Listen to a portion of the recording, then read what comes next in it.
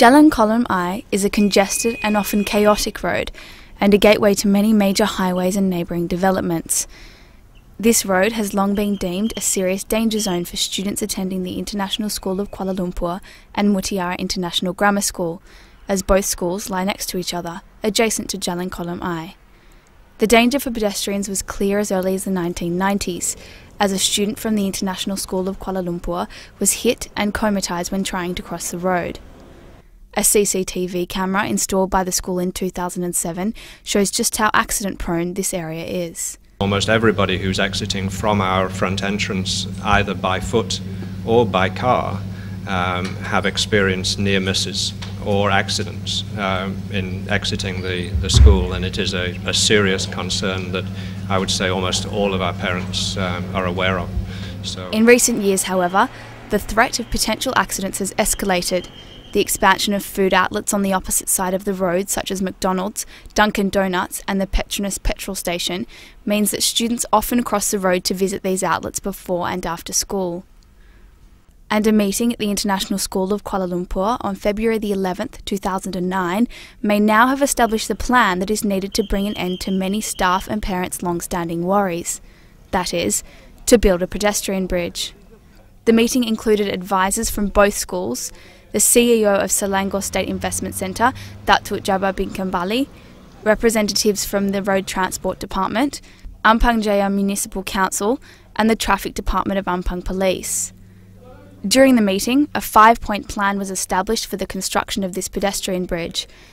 It addressed issues of land ownership of the ground on which this bridge may be built, financing, design, police input in establishing safe drop-off areas for students, and technical concerns such as obstructing electrical and telephone lines in the area. While this meeting may have paved the way for the project to eventuate, it has been a 3-year journey to get this far. In 2006, the issue was first formally alerted to the Public Roadwork Ministry, JKR, and Ampang Jaya Municipal Council. After the initial expressions of concern, there were changes in management at JKR and letters from the schools were passed between different departments.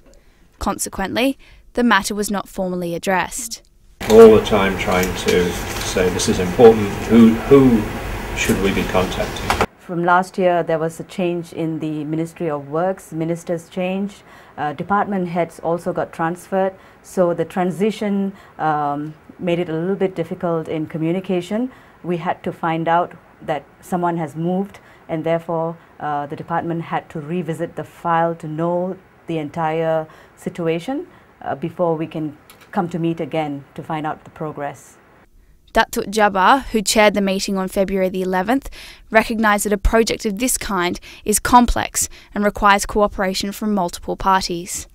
I need the collaboration input from the police, from the MPHA, also from JKR. Of course, the road is belong to JKR. MPHA is a local authority, and also police, they have to be consulted to give their opinion on that. Okay. And until it all comes together, some alternative strategies have been implemented. Students at both schools have been educated and consistently reminded in their newsletters and briefings about necessary precautions when crossing the road. We've had new signs put up around the school, new yellow lines put on the road, and that has certainly improved the situation. But unfortunately not all traffic stops even when the light is red, so even then they have to be careful when they cross, even if they use the available lighting system.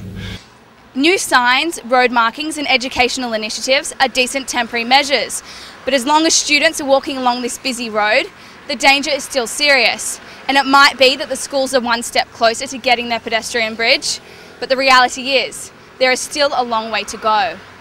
Camilla Ibrahim, The Star, Malaysia.